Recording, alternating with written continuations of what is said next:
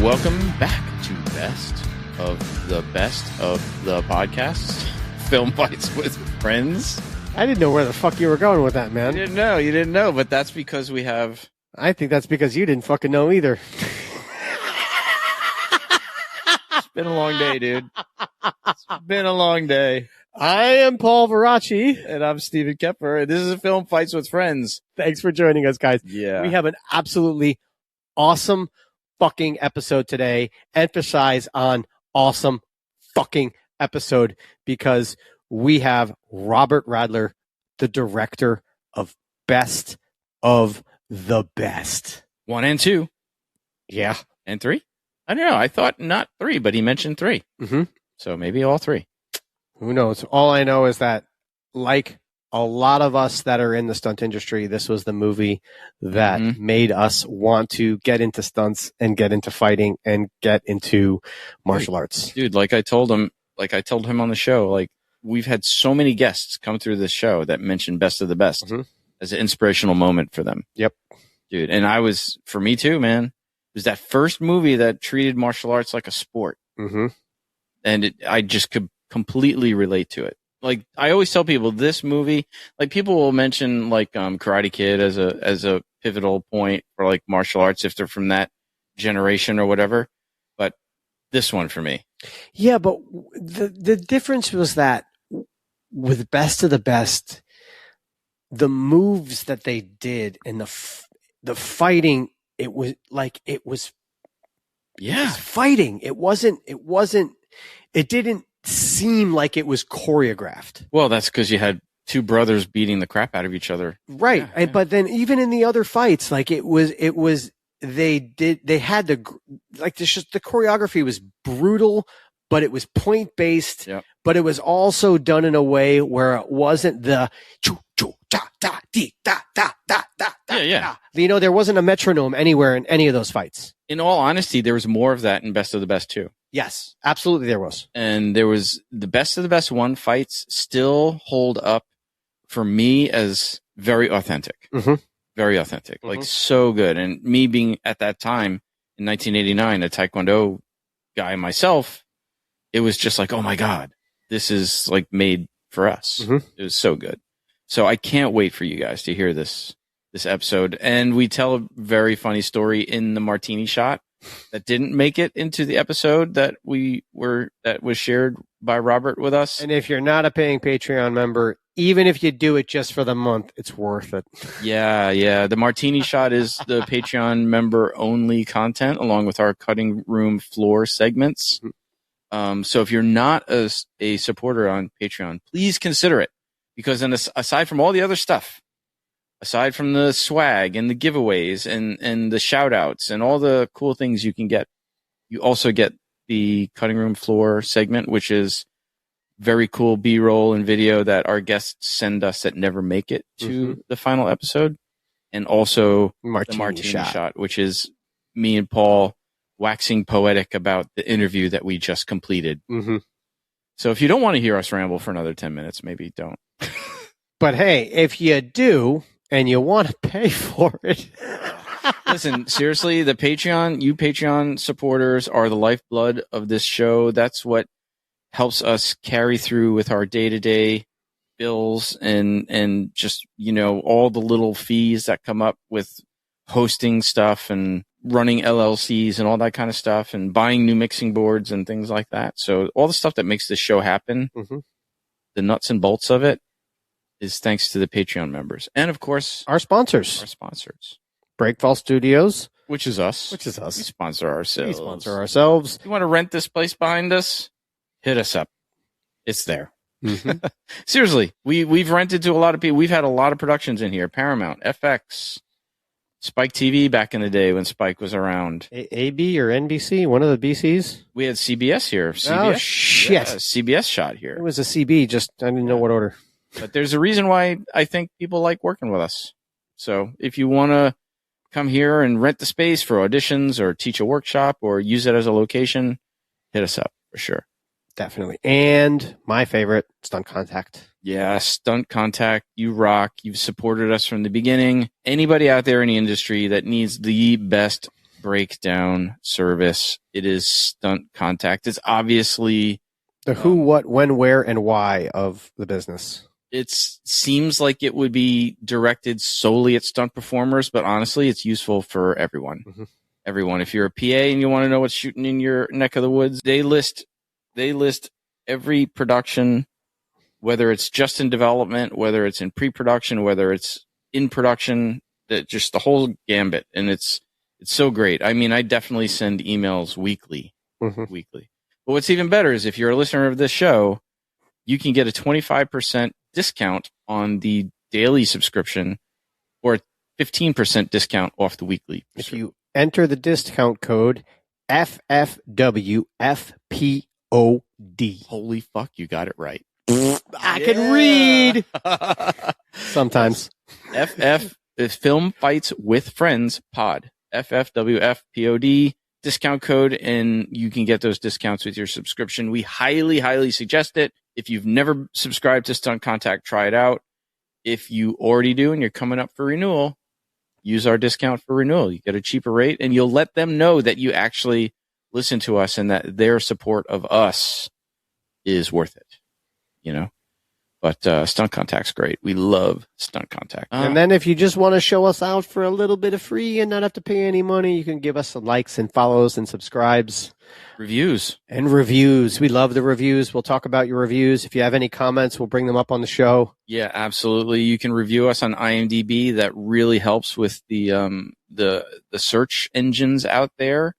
And then also on Apple Podcasts, you can review us.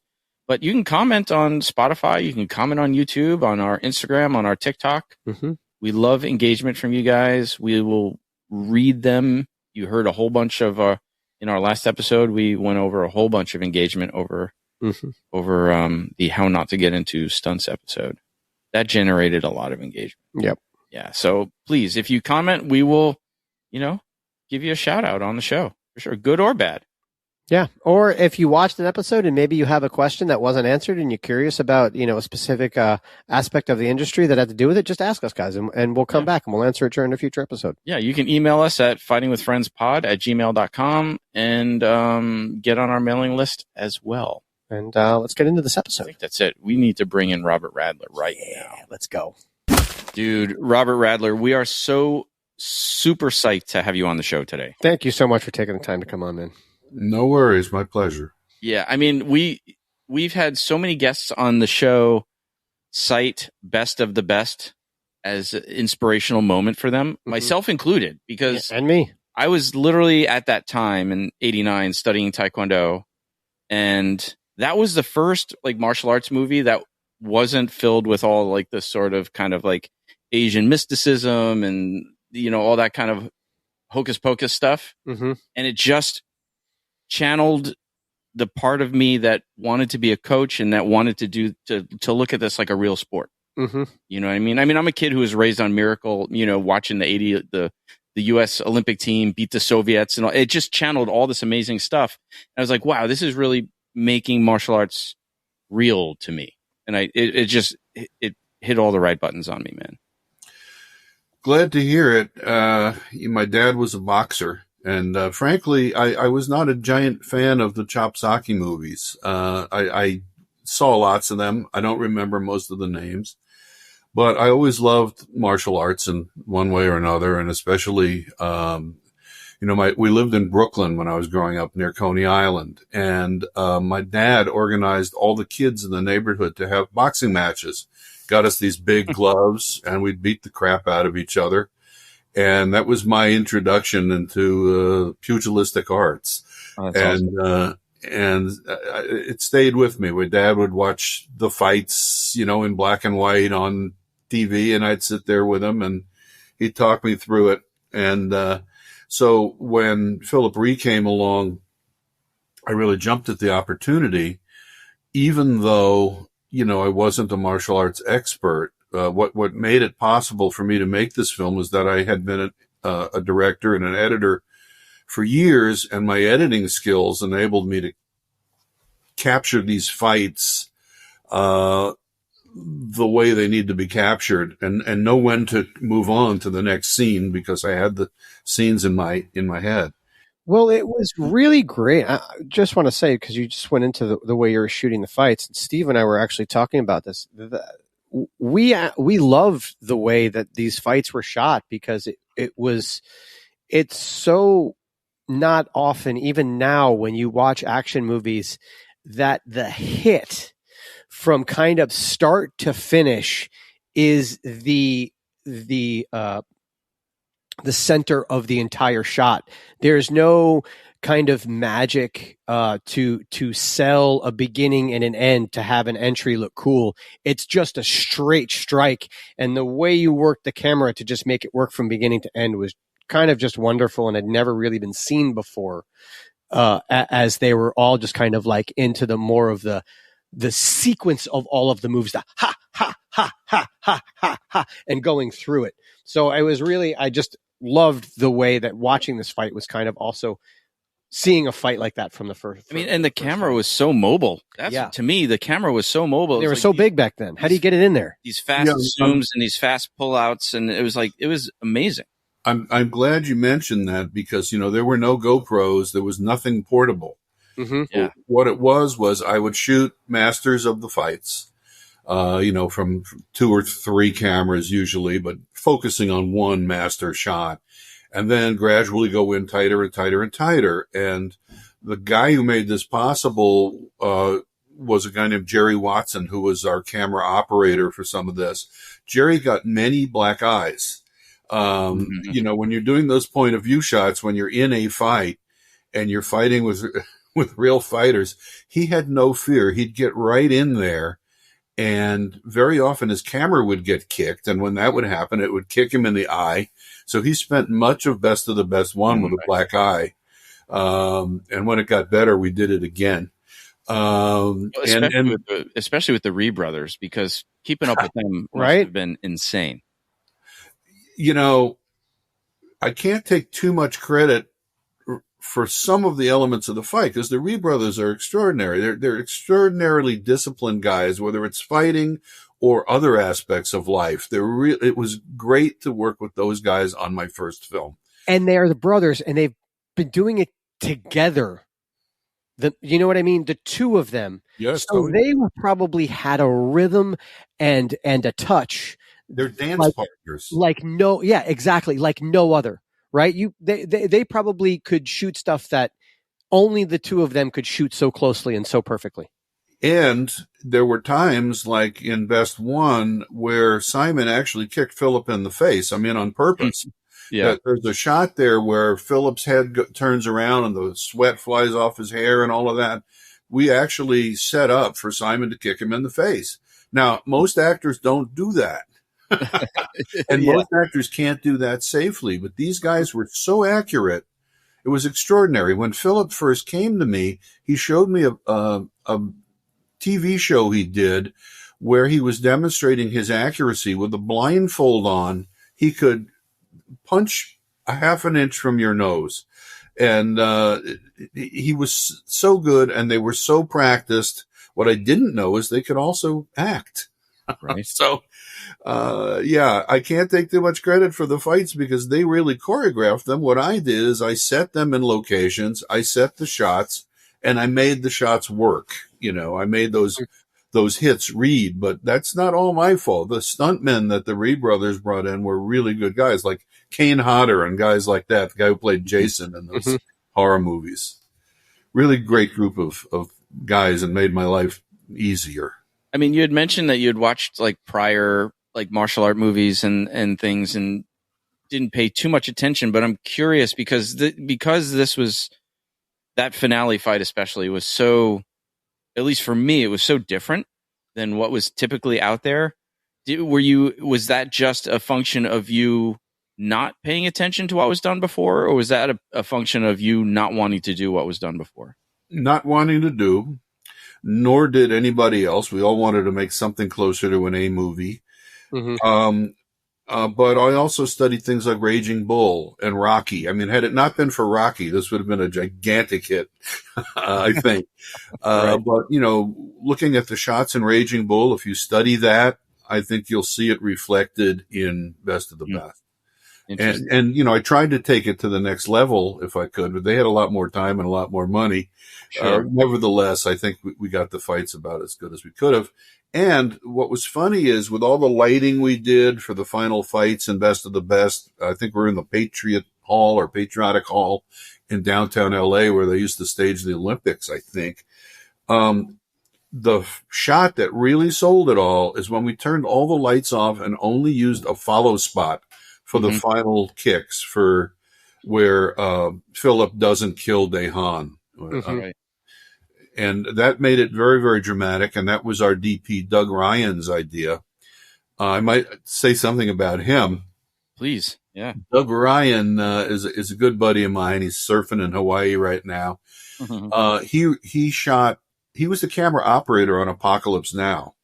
And he also shot a Jackson Browne video with me, Tender is the Night, and was able to do some stuff with the camera that back then we didn't have autofocus, but on a 600 millimeter lens, he could hold focus with Jackson walking towards us in a crowd of 100 people. His camera skills were just great. He shot Mrs. Coppola's movie, Heart of Darkness, about making Apocalypse Now. Yeah. And he's just an interesting guy. He was in Vietnam. He's a good guy to go into battle with. He was captain. And tremendously emotional about the work he does. I mean, there was a point where Eric Roberts got mad at me, and I don't remember what scene it was, but I wasn't giving enough input. I was a first-time director, and he was an accomplished actor, and I wasn't giving him enough input between takes. And, I was looking at it all on my monitor, and I was sitting back because I was a little afraid of Eric, and Doug came up to me, grabbed me by the collar, and he said, "Get your ass down in front of the actors, put that monitor down, and start doing your job." And, of course I was offended, but then I went and did it. And that was a model for the rest of it. I gave Eric much more support. I didn't hide behind the monitor. I got in there and got the kind of performances that I wanted. I did let Eric chew the scenery a little bit in number one because it was hard to stop it. And he was very emotional. I was saying before, it reminded me a lot, and I don't know if this was intentional or not, but especially rewatching it, like so much of it seemed similar to Officer and Gentleman with, except replace the U.S. team with Officer Candidate School. And there's that scene with Lou Gossett Jr. and Richard Gere, where he's trying to get back into Officer Candidate School, and Lou Gossett Jr. is just turning his back to him and doesn't want to hear any. It reminded me so much of the scene where Eric Roberts is trying to get back on the team, and James Earl Jones is like having nothing to do with it. And even the whole "I've got nowhere else to go" speech, I was like, wow, that's like right out of Officer and Gentleman. Maybe it was. There were certain derivative elements in that script, and very often I objected to them. For instance, when the son, played by Edan Gross, threw away his crutches and ran into Chucky, by the way. Voice of good Chucky, for those of you who don't know. That kid, sorry, but the horror nerd in me has got to just throw that out there. That kid is the voice of the good Chucky in all the Chucky movies. Oh, cool. I didn't know that. Yeah. He was a really good young actor, and he looked younger than he actually was. So he was more mature than you might think. Right. So he throws the crutches. You were saying he throws. Oh, yeah. I begged them to not let me shoot that scene. I said, he's going to throw away the crutches. What is this, Easter seals? And it's a revival, a tent revival camp. Exactly. And it was just like too sappy for me and too over the top, but but it works, and the film affected so many people. I tell you what killed me is in Framingham, Massachusetts, where I grew up. I went to the movies and I watched Best of the Best, and on the way out, I said to one of the ushers, "Hey, that was a pretty good movie, wasn't it?" He said, "Yeah, it's a bit weepy for me." And I thought I had failed, because I thought I had let it get out of control that way. But as it turns out, People cried in the last scene, and people. I just watching it again for the umpteenth time. It was still, my wife was making fun of me, and like, she's, you crying? I'm like, yeah, can't help it. No. Okay, it worked. Never mind. Yeah. It definitely worked, especially. Okay, I'm just going to be an ass. Everything between Daehan and his brother worked, like, because I have a brother and we've got our shit and whatever. Like, it just hit every heartstring that there was. And for me to stay in it, I had to assume that that's why Eric Roberts was upset. Yeah, but otherwise, I couldn't figure out why he was so damn emotional. Yeah, I wouldn't either. If I did these things with my brother, he'd sue me. There would be no punching up. I mean, this is so. But you mentioned this is your first feature, and it's your first time with these, I guess, this level of actors. And I've heard Eric Roberts is a force too on set. Oh yes, yeah. I mean, James Earl Jones. Jeez. Holy shit! We didn't even go there yet. Yeah, Eric can be intimidating. He wouldn't be anymore these days, but back then, when it was my first movie and I had a lot to prove, I didn't want to fight with him. I wanted to give him what he needed. There were times when he and Sally Kirkland really didn't hit it off, and I had to spend hours in Sally's trailer crying along with her because Eric was mean. I mean, there are things a director does that you never learn in film school. I'm a film professor at times, not at the moment, but I wanted to teach a class called What They Don't Teach You in Film School. Right. And what they don't teach you in film school is you spend at least a third of your time being a psychiatrist for actors, and just getting to the next step, because there can be a day on the set where people are hitting each other physically and not getting along. But as a director, nobody knows when they see the film what was actually happening on the set and how hard it was to make your day that way, because people were acting crazy. Nevertheless, you needed to get performances out of them. Sure. But my training was in documentaries, and I taught, I directed non-actors forever. So I would say Simon and Phillip weren't seasoned actors, but they were seasoned brothers, and it was easy to put people at ease and to get the performances I needed. With guys like Eric, yes, it was intimidating, and a guy like him can intimidate other actors too, sometimes on purpose, sometimes not. But it's all part of his rigmarole, his training, his psyche, and it's all part of him getting into the character. Sure. The hard part was having him play a good guy, because he's not as practiced at that as he is at playing a bad guy. When he did Star 80 and he played the guy who killed the playmate, Dorothy Stratton, my wife was part of that. She worked for Playboy, and she was the person who helped prep Dorothy Stratton for the kind of stardom she had as a playmate. Oh, wow. And knew the characters. And when she saw Eric playing the guy who killed Dorothy, it flipped her out, because Eric had turned into that person.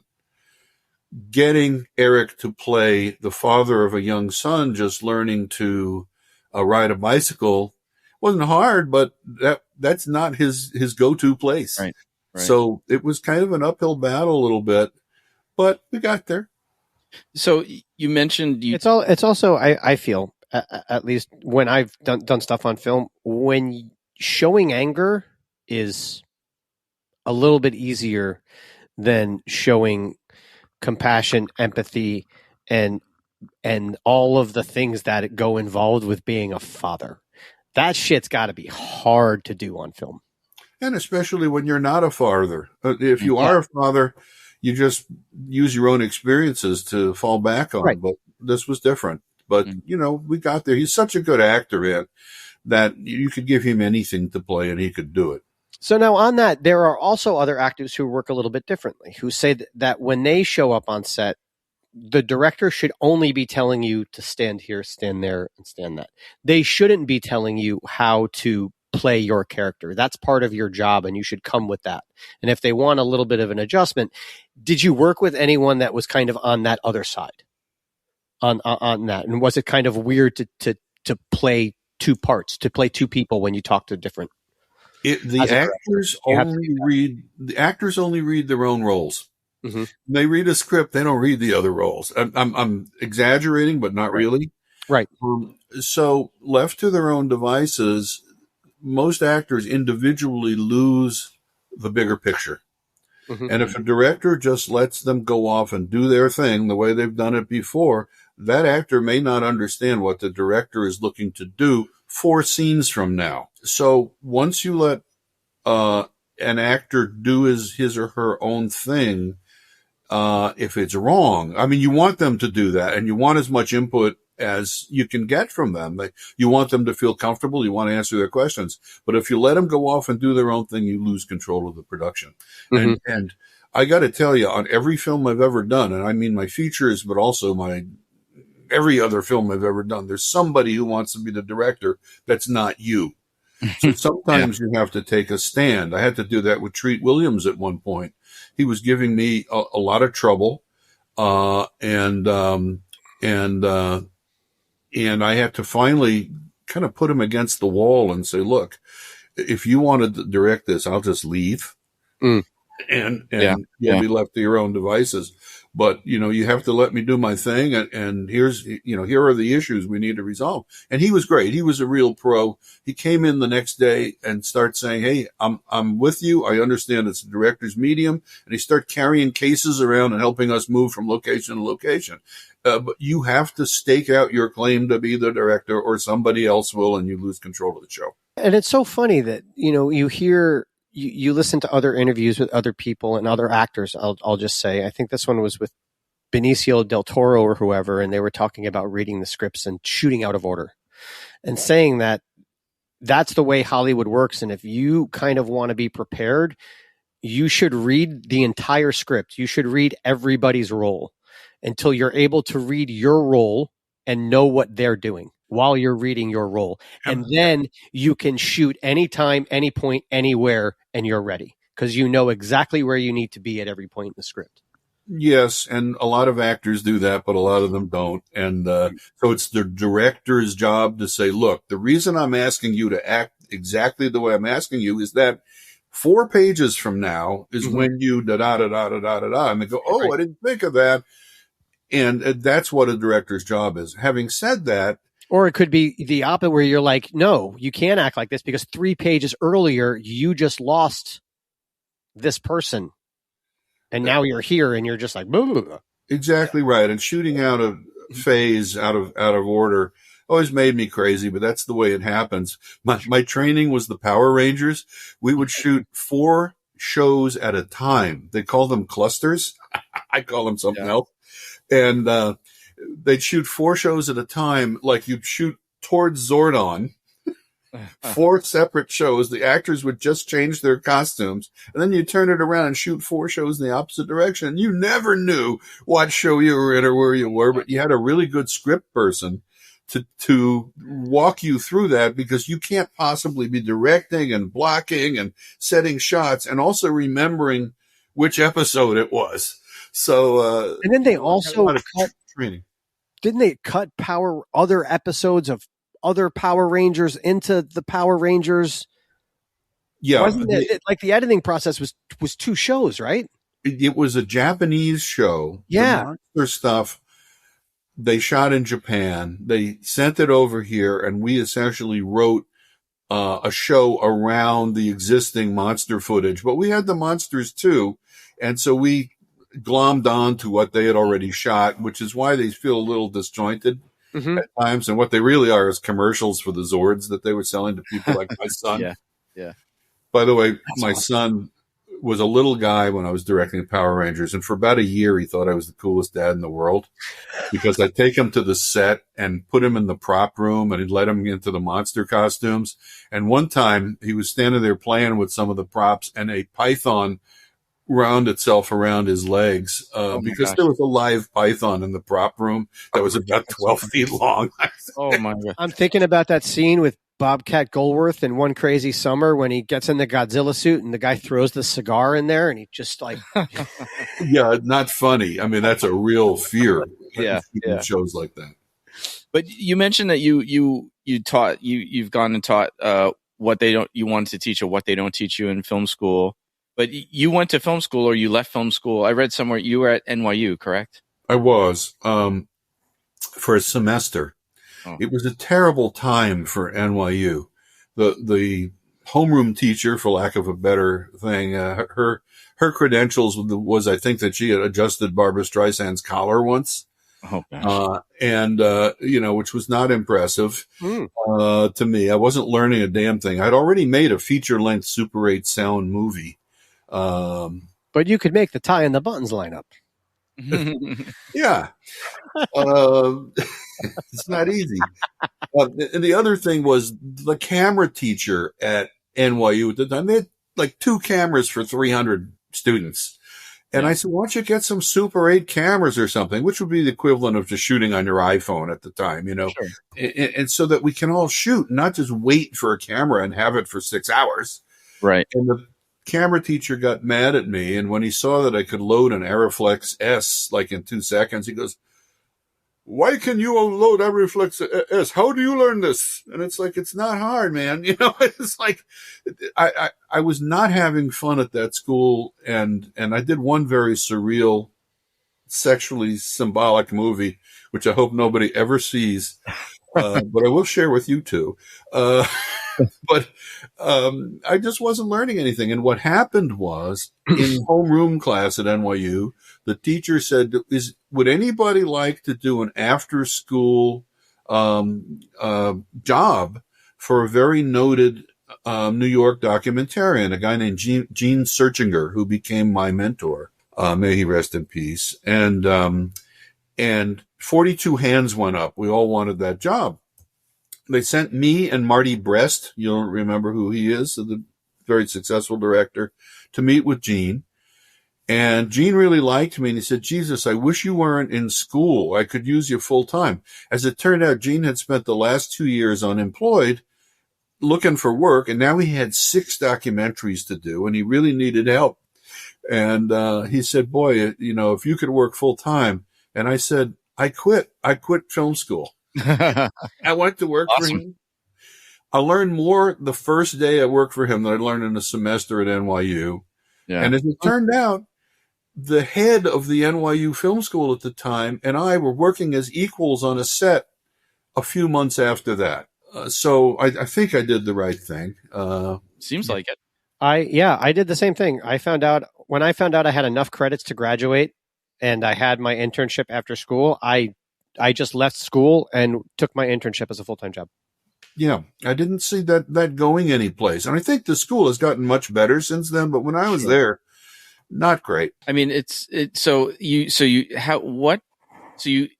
obviously what got you into documentaries. And then you also, before Best of the Best, you were doing music videos. You're a guitar player yourself, correct? Yes. Yeah. So, I mean, and you've done some legendary videos. I mean, we're talking legendary videos. Just because you used to be a guitar player, I'm like, I used to be Jimmy Buffett's personal chef. No shit. I mean, no kidding. Yep. No, that's all right. I swear on the show all the time. We should talk about that. For sure. In the Palace, were you one of them?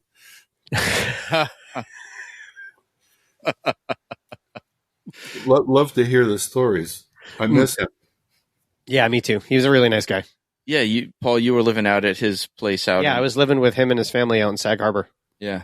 Oh wow. Yeah, it was awesome. I was staying with his pilot in the guest house for a while.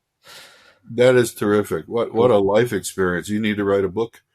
I'm like, it's great. I have a guitar. He signed my guitar my last night there. He signed my guitar and it said, to Paul, he goes, play as good as you cook, fins up. And then he drew me a shark fin in an ocean. Oh, that is sweet.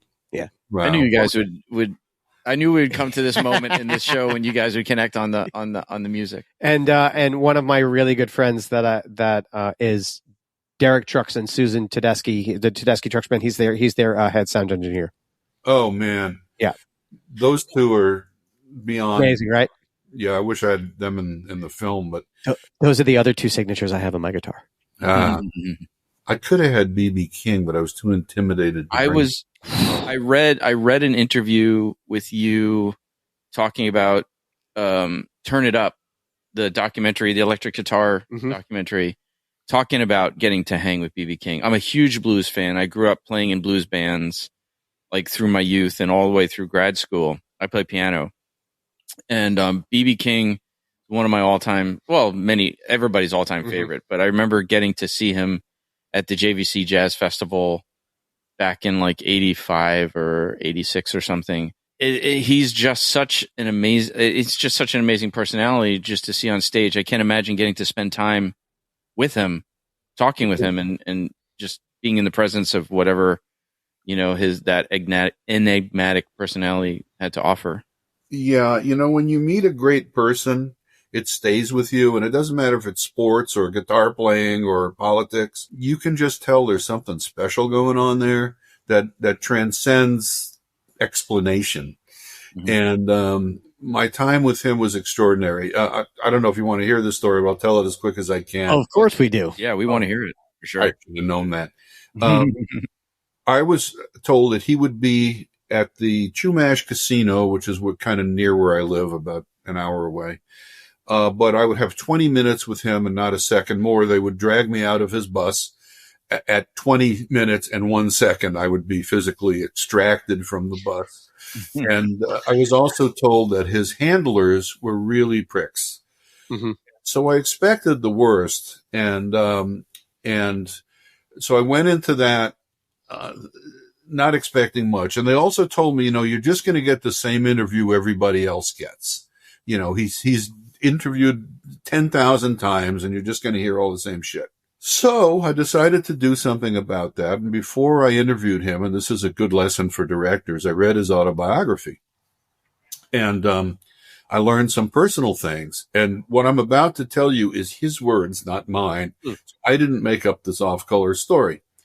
But, we're sitting there. I'm brought into the back of his tour bus. The motor is running under us. It's rumbling. And he's sitting there. And how can I help you, son? And I said, well, before we start about the guitar, Mr. King, I have a question. And it's really bothering me. I read your autobiography. And he said, yes, what can I do for you? What can I explain? I said, well, how did you lasso Mr. Wright's testicles?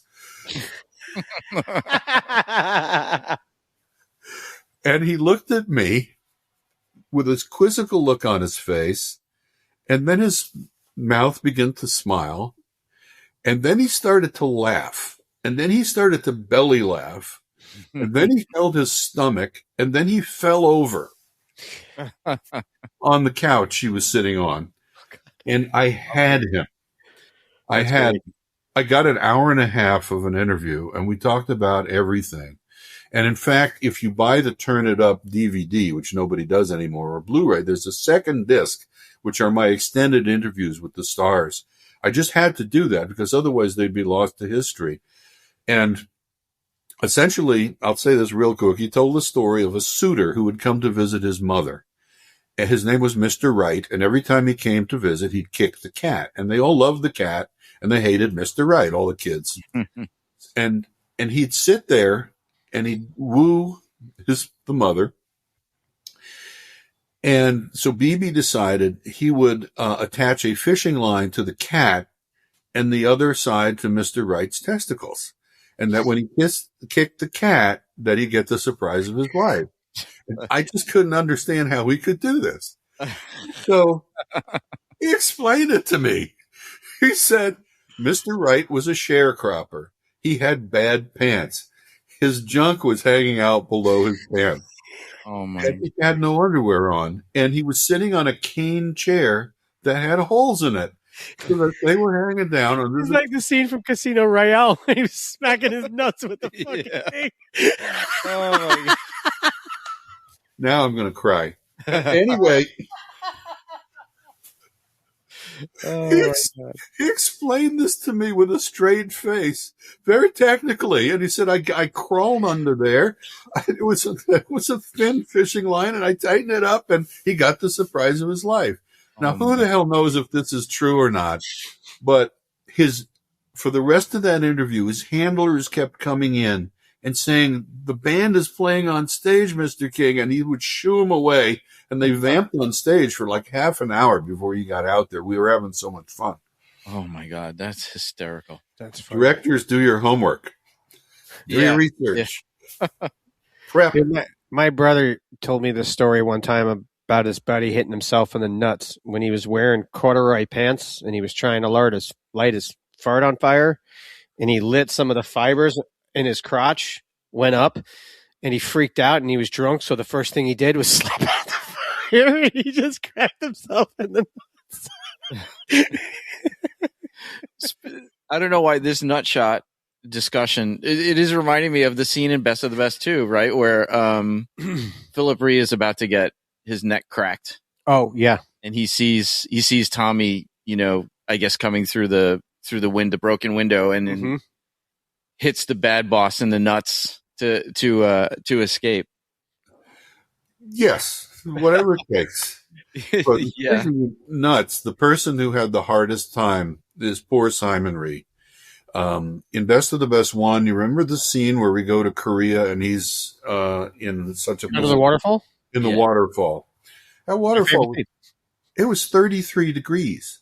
It looked cold. Simon was crying. You could see them. They were all like, yeah, that's not a blue screen or a volume. That's real water he's under. That's real water, and there was no way to even warm them up after that. We were like in the demilitarized zone. Shit wasn't like the Titanic. He had like warm baths for everybody on the side. Maybe we did, but I can't remember that. Actually, that day in Korea, I think, was the last day of the shoot, and I was sick by that point. I was just completely exhausted. I had the flu or something. We drove for hours to get to where that waterfall was, in the middle of a blizzard, a snow blizzard, and military exercises. The American Army was on the road in South Korea. Like, I've never seen that much of the American Army before in America. Wow. Every other car was American armies, missiles, troop transports. And we went to this place where we had to walk through the woods. There was a tent in the middle of the woods in South Korea, and blaring from that tent was Simon and Garfunkel's Sounds of Silence. And I thought that was so weird, but so cool at the same time. And that's where we did the Simon stuff. But the other thing I wanted to say is every time we'd practice something, we'd practice with pugil sticks or practice a move, Simon would get it in the nuts every time. I mean, that man gave to these movies. And I can't say enough about him. He's one of the kindest, smartest, most gentle, toughest human beings I've ever met. And Phillip is the same. They have very different personalities, but they're, I was really kind of blessed to do my first film with two guys like that. We're still friends. We just had lunch together, and maybe one day there'll be a Best of the Best 5. Who knows? Well, Steve and I were talking, and we were like, what would be a great, if they did a prequel Best of the Best about Coach Kuzo. Yeah, I'd love to know. That would be great. And about just kind of like the prequel story of you could almost do a series, kind of like a non-telenovela Cobra Kai. Yes, exactly. But you could almost have all of the fighters and kind of just do an episode on their pre-story. I would love to know Kuzo's backstory. And yeah. Yeah, especially if it was going into Tommy's brother dying in the tournament there. Yeah. That's a great idea. I'll share it with Phillip. Phillip, I think, controls all this now, although I'm not really sure of the succession of the rights. Right. And I hope at some point he can pull it off. And I know he'd love to. I know we got a million fans out there who'd love to see it happen. I mean, Simon, like you said, Simon, that was his first stunt coordinating gig, was that movie. And he's like legendary now. I mean, I worked with him when I was doing, security on Iron Fist. Sonny was there for, Sonny Simon. Simon was there for the whole last episode, I believe, of the first season. And I'll never forget, man. One night, it was late, it was an overnight, and Simon standing next to me, and we just started talking and went down the rabbit hole of Best of the Best and why I'm in this was the movie, just basically everything Steve said to you, I said to Simon in the beginning of this interview. Yeah. I said to him. And then, it was very, very close to where the stunt team was practicing and whatever. And then afterwards, I just turn and I look at Hint's international team, and they're all fucking glaring at me with a stare of death. And I'm like, what did I do? And they're all like, nothing. We're all just fucking jealous because we've wanting to do that for the past 2 weeks working with Simon, and we're all just trying to be professional. Yeah, wow.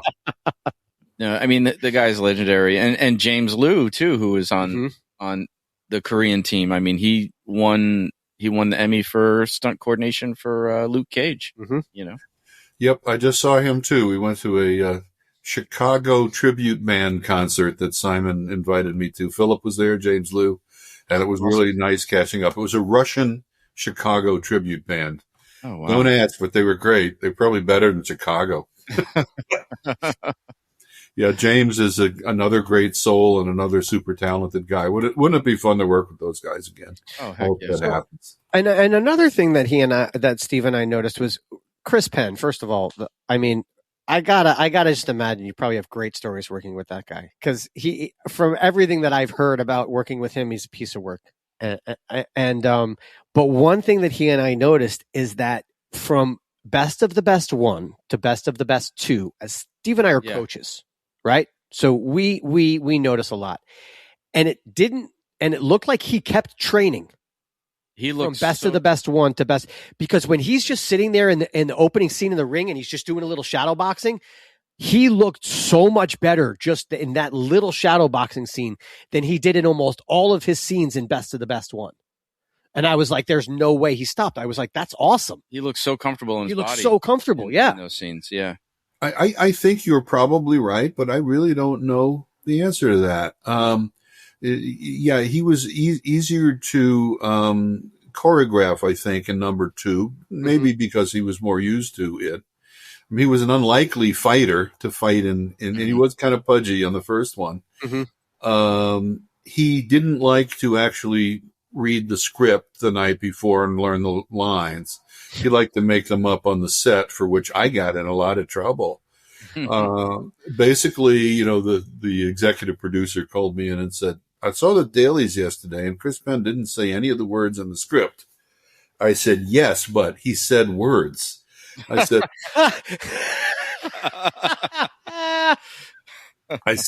I worked with him to get a performance out of it because he hadn't memorized even the conjunctions in the script we wrote. And so I had to really just work to get the heart of the scene out of him in his own words. These are, again, the things they don't teach you in film school when somebody comes in unprepared. The good news is the next day Chris came in and apologized to me, explained why. He had a very good heart, and he was a lot of fun to work with, except on the day that we were on Best of the Best 2, and he was about to re-enter the Coliseum. He shows up with Edon Gross and the Firebird they were driving. And he has to do like 3 things. He has to stop the car, turn the lights off, bring his bottle of booze, and get out. And after 9 takes, he hadn't gotten it right. He had had another bad night. And I said, hey, Chris, what is this, hard? You got to stop the car, put it in park, turn off the lights, grab your booze, and get out. And he got really mad at me. And he came at me.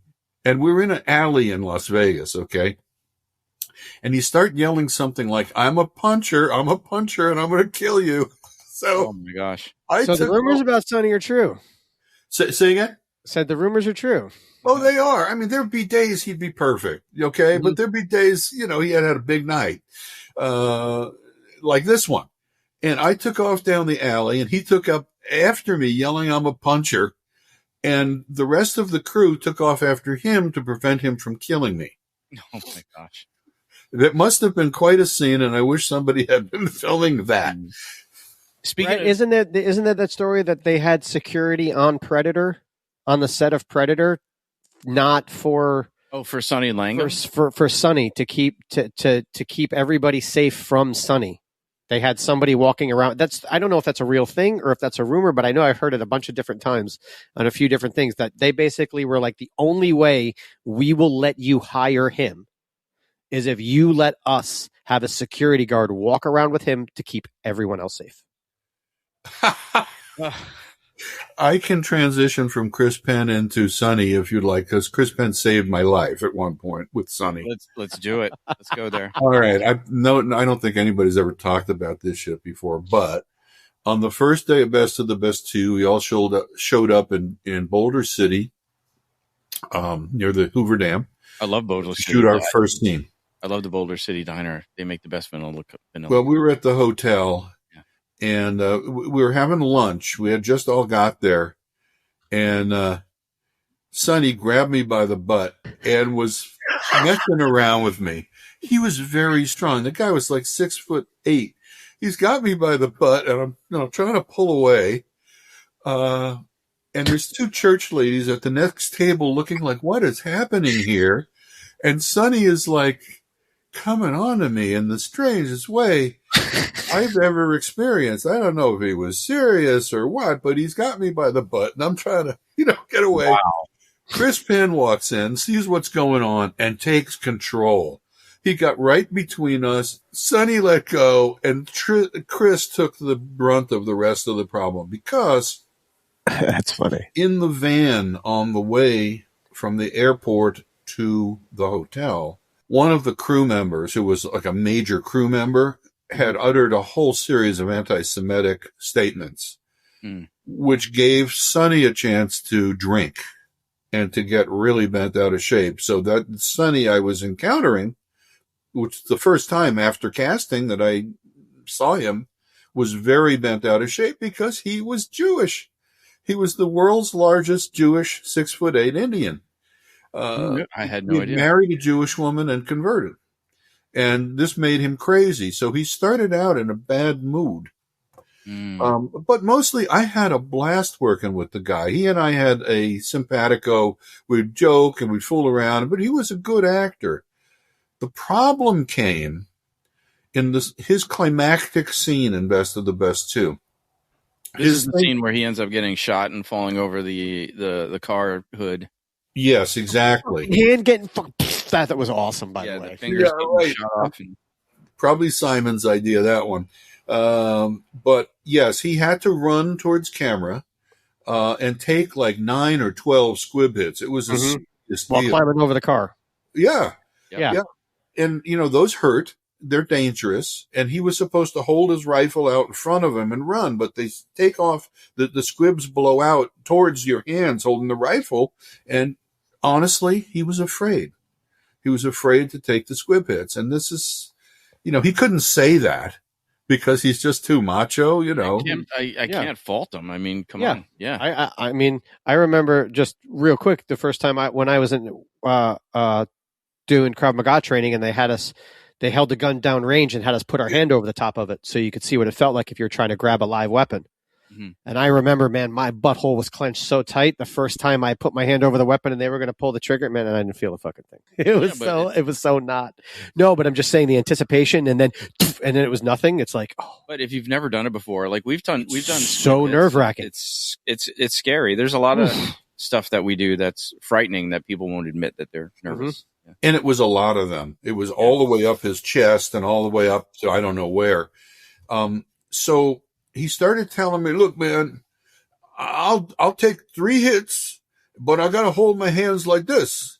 And, I consulted with Simon. I'm sure I can't really remember. And it was like, no, this is the climactic scene in the movie. He signed up to do this. He knew what he was signing up for, and he has to do it. And he wouldn't do it. And he got more and more upset and kind of irrational.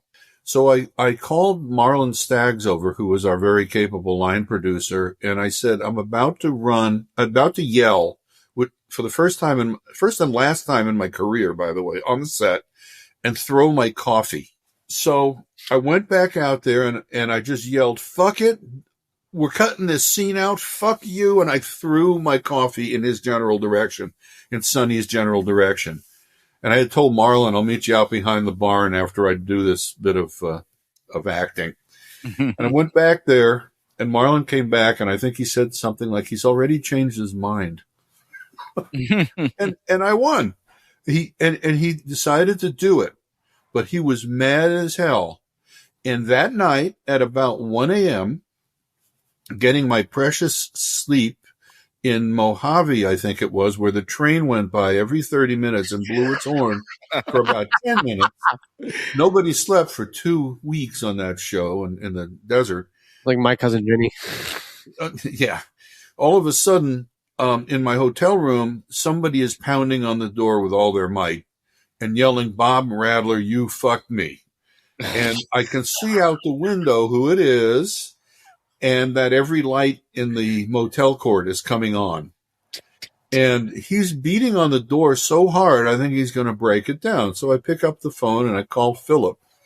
And I say, oh, hey. Could you please come here and save my life? Sonny Landham is trying to break my door down. Phillip shows up, takes Sonny away, and they go out drinking. Sonny was drunk when he came. Just what he needs. Just what he needs. Well, he was already there, but Yeah. Phillip said very wisely to me, the only person who can talk to a drunk is a drunk. So Phillip, who is not a drunk by any stretch of the imagination, went out drinking till dawn with Sonny, and they reached the simpatico because Sonny quit the film. I didn't tell you that. Oh, wow. After he took the hits and all of that, he quit, which wasn't a good thing. So Phillip saved our ass. He kept Sonny in the show, and Sonny came back to the show, and he was okay for the rest of the film. But it wouldn't have happened had Phillip not known how to talk to a drunk, and not known how to politic enough to bring him back into the fold. Or if you were shooting an order, and that was actually his last scene. It wasn't really. I can't remember. Yes, of course it was. He died. Well, because we shot out of order. I don't know where that's from. So we got to talk about, you mentioned that you got your start in documentaries, and I'm so curious because you have a film coming out this year, which is the final. It's still in 2025. Yes, we're recording this in 2025, but this is dropping in 2026. So yes, a little time warp. But yeah, in 2026 you have Superliner dropping, but that is the final in a sequence of docs about the SS United States, which fully I own. I had no idea about until you told me about it. And then I watched the documentaries, the Lady in Waiting. I watched the other two, Lady in Waiting and Made in America. And I can't wait to see this final one because I had no idea about any of this. And I have to tell you, like, kind of knowing the ending now, as it were, like what ended up happening with the SS United States, I was so sad at the end of the first one. I was so sad. So could you tell the viewers and listeners just like sort of cliff notes, what is the story and how you got involved with it? Because I read an interview where you said you were first on that ship with a BBC crew in like 75 or something. Yes. The SS United States is the only great ocean liner ever made in the United States of America. To this day, it's the fastest ship ever built. Can our nuclear carriers go faster? Probably not, because it weighed much less and it had the same power plant. It was the prototype power plant for the nuclear carriers of today. They just boiled water with diesel instead of nuclear fission. It made 241,000 horsepower, but there's somebody in the know that told me it made more than that, and that the ship could actually go 60 miles an hour. It never did. It went 50 or very close to it, and at sea trials with 2/3 of the boilers lit. Why this was important, it was both a luxury ocean liner that could get to Europe in 3 days. Today it takes 8 to 9 on the Queen Mary 2. burned a whole lot of diesel fuel, as much as a modern cruise ship burns in a week, in a day. Wow. Which is why it's no longer running. But it was literally, if there was ever an unsinkable ship, this was it. It had something like 26 compartments, 5 major compartments. A modern tour cruise liner has 3. And in the documentary, they mentioned how painstaking it was to not have anything made of wood on the ship, so it couldn't burn, to the point where they almost didn't allow a piano on the Yes. on the ship. The designer of the ship, William Francis Gibbs, designed 75% of our ships in World War II, had no formal training as a maritime engineer. He was trained as a lawyer, but hated it. So this was his dream ship. He worked his whole year to build a 1,000-foot great American liner. And this was the space shuttle of the 50s. I saw it in about 1957. My dad took me to the luxury liner row in New York, the West Side, which was thriving at the time. I saw the Queen Mary, the Ile-de-France, and, back then the ships were ships of state. They were England's ship or France's ship, and this was our ship. And what was really neat about it is I was a little guy looking at some really big ships, and my imagination went crazy. And looking at the Queen Mary, it looked so impressive, but it looked old. It looked stately and old. The United States looked like it was going 60 miles an hour, sitting still. The funnels were way back. It had a bow like needle sharp, and it just captivated my imagination for the rest of my life. And I never forgot that ship and what it looked like and the excitement of it. And when I came back to New York to go to the NYU grad school in filmmaking, I got on my motorcycle and I kept going to that pier, and that ship never showed up. So I started doing research in 1974 or 5 to try to find the ship. And I had a really hard time finding it until finally the Maritime Administration told me where it is and that there's no chance I could ever get on it. It had just been dehumidified. It was being kept by the Navy in case it was ever needed to transport 15,000 troops overseas. I mean, just to interrupt, it was commissioned by the Navy, right? It was designed to be sort of a civilian ship, but capable of being a troop transport if World War III were to happen. It's the only ship at the time, and maybe till now, that could transport 15,000 troops. It could be converted from a luxury liner to a troop ship in a day, and it could transport 15,000 troops across the Pacific and back at top speed without reprovisioning or refueling. Nothing can do that. It looked like one of those sets, like one of those play sets that you can almost like open up and then change it into something else. And then it becomes it was like a living version of that. Yeah. In World War II, the Queen Mary and the Queen Elizabeth, the great British liners, brought our troops back from the war. They were incredibly vulnerable. They couldn't go top speed or they'd run out of gas. So they were going slow with 15,000 guys crowding the decks. This ship was made to outrun our own destroyers. They could not keep up. So it was a dual purpose ship, but it was never called to service as a troop ship. So in 57, I saw the ship. Finally, I gave up being able to ever shoot on it, except I got a call from the Maritime Administration after I'd given up, and they said, "Hey, if you really want to shoot on that ship, the BBC is coming down next Tuesday. Be here." And I borrowed my mentor Gene's cameras, and I went down to Norfolk, Virginia, where it was hidden behind a coal dock, although you could see the funnels for 10 miles. So the largest funnels ever put on a ship. When you say funnels, just visually, so our listeners can get an idea. Those are like the big smokestacks. Talking about those big smokestacks, right? Like when you say 1, 2, 3, those big. That's what you're talking about, right? Yes, it had the 2 biggest smokestacks ever put on any vessel. They were like 6 stories tall, and I don't know how wide, but you could put 12 cars inside one. They were just removed, by the way, for its scuttling, which is about to happen early next year, maybe. We don't really know the answer. I mean, we think it's going to be reefed, to be a reef, but there are a lot of people that are trying to make that not happen. I saw on the conservatory website the mock-up of a potential museum. Yes. Yeah, which is a beautiful concept. The people who are doing that just redid the Empire State Building's observatory. And it's a museum that features the funnels, which have been saved, and the radar mast in the right proportions so you can get a sense of how big the ship is. Because seeing pictures or movies of this ship do not do it justice. When you see this ship, no matter how many movies you've seen, you just go, oh my God, wow. And so when I went back in 75 to film it, I wondered if it would still strike me the way it did when I was a little kid. And it did exactly the same thing. It blew me away.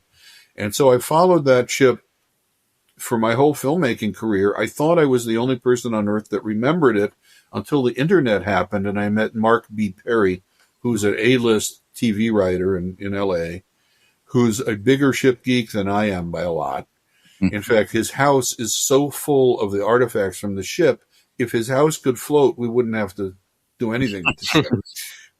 Anyway, Mark and I hit it off. I told him I had slides and movie film from 1975 of the ship before it was stripped of all its accoutrements. It was mid-century modern inside.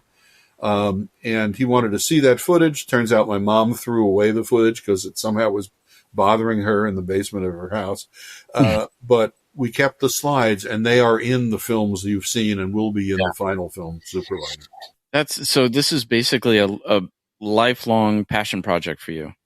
It absolutely is. And the film is going to have a lot of heart because honestly, it just kills me what's happening to the ship. I mean, we came so close to saving it. A company called RXR that redoes skyscrapers. They do great big projects like this. Or the TWA terminal at LaGuardia, I believe it was. They redid that in some incredible fashion. We had the money. We had the hotel company that was going to do the hotel space inside it. And we came this close to bringing it back as a static attraction in New York on the west side, right where it should be, next to the Intrepid, which is where it sailed from. But because Mario Cuomo, who was a fan of this, was out as governor, and the new governor that came in, we could not get her attention. It just died. That and COVID just killed the project. And it was litigation in Philadelphia where the ship was docked that caused us to have to move the ship off of that pier. They were going to take ownership of the ship and scuttle it and scrap it unless we got it out of there in 3 months. And the pier owner is who killed the ship. So we had to move it, and there was no place to put a 1,000-foot long ship that's as deep as the SS United States. Ocean liners are much deeper than cruise ships. So the only takers were Okaloosa County in Florida, who wanted it as part of their dive park. And this will be a major attraction. I mean, I got to say, those guys in Okaloosa, they're good people, and they figured out how to make money with what's left of the ship. So they're taking it apart and cleaning it up so it can be theoretically non-toxically sunk and not too deep so that novice divers will be able to get to it. But the funnels had to come off because ships would be hitting them in where they want to place it. So, we're right in the middle of that, figuring out how to cover the sinking of a 1,000-foot liner on our little budget. And when now it's basically just so I can wrap my head around this, the first time I heard this, I immediately thought about when they sink the decommissioned New York subway cars. I was like, oh, is this kind of the same thing to get the reefs, And then I also asked, I was like, whatever happened with that project? Yeah, I don't know about the New York project, but in Okaloosa, in Destin, Fort Walton Beach, that's where it's going to be, and kind of near Pensacola too, about 20 miles out. Is where the museum will be so that the people who dive it will know what it is they're diving. Because, 4 presidents, Marilyn Monroe, Bob Hope. That was the list of A-listers that were sailing on that ship during its heydays. It was like the place to be. Everybody was there. It was like the Titanic. Yeah. But it was, except it was air conditioned. The first ship that'd be air conditioned. It got there in 3 days instead of 6. And they had microwaves. It was the first use of microwaves. The serial number on the microwaves was like 00001. Wow. And it had so many firsts that that it's really extraordinary, and it's really a shame. It's like, to me, it's like sinking the Statue of Liberty or the Empire State Building. And it says something to me about what's been lost in this country. And it's kind of a sub theme of my movie. And not everybody wants to hear this, and maybe not everybody in Conservancy wants to either. But I feel that the can-do attitude that made that ship possible has largely been lost in America. And I'd like to see it come back. And if seeing this film about what happens when Americans all put their minds and hearts together has any influence, maybe it'll help us be more proud of who we are and more friendly with each other going forward. Well, we have links for the viewers and listeners. The show notes, I have links to all the stuff that's available to see now and the Conservancy website. But what do you have an expected date, or what will happen with this, this final Superliner installment of the series? Well, a whole heck of a lot has to do when they finally sink it. Right. And I'm not in charge of that, nor is anybody else. It's the EPA, it's the Coast Guard, and it's a lot of other factors, the weather. Right. And it's how they're going to do it. And I'm not sure they're 1,000% sure of exactly how they're going to do it without explosives, although people are working on that. One of the really interesting characters in the new movie Superliner is the man, Tim Mullane, who's sinking the ship. He's like a curmudgeon, and everybody says, "Oh, he's such a prick." And you really got to interview this guy, and his wife is worse. But I did. And he's really an interesting guy, and he's sharp as hell. And he's one of the few people who know how to sink a 1,000-foot liner and have it land upright and so on. So that'll be done, I'm guessing, February, March, but I wouldn't promise that. Right. And then it's going to take me a few months to put it all together. I'm literally editing it myself, and I have something like 14 or 15 terabytes of footage. I have the entire life of the ship archivally, and the home movies that were made on the ship. Mark Perry, my partner on this and on Lady in Waiting, has been collecting the home movies and buying them off of YouTube. Wow. I have a riches like you wouldn't believe. So the hard part is how I'm going to get this down into 90 minutes. And there's talk about doing... Sounds like a 3-part Netflix series to me. That is entirely possible. We'll just have to see. Yeah. I like the eyebrow action. Yeah. A little Groucho going on there. Yeah. And don't ask me for what date, because I'm literally editing it by myself. But I hope we make a deal with Netflix or somebody like that. We have a little more money, and I can bring on a real experienced assistant editor to work with me to wrap it up. But right now I have 35 sequences, like with titles like How I Got Hooked, or The Decay, or Hopes for Her Future, The Saviors. It's a great big story, and it's going to be a lot of fun. It's amazing.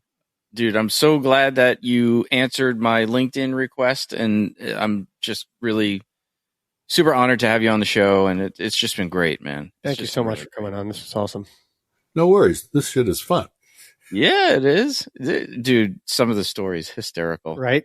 I was going to say, when we log off, I have a very similar story to your Sunny story about somebody else, but I won't tell it on air because I have respect for Guy Code. Oh, there we go. And you probably get sued. Yeah. That too. Thank you so much, and that's it, man. Yeah, this was awesome. Thanks so much. Thank you so much for coming on. I hope I filled in some of your questions. Film Fights with Friends is produced by Stephen Kepfer, Paul Veracci, Press Record Studios, and Breakball Studios. This episode was engineered by Matthew Kaplowitz. This show is powered by our supporters at Patreon and is a registered trademark of Film Fights with Friends, LLC. Original theme by Aru Luster.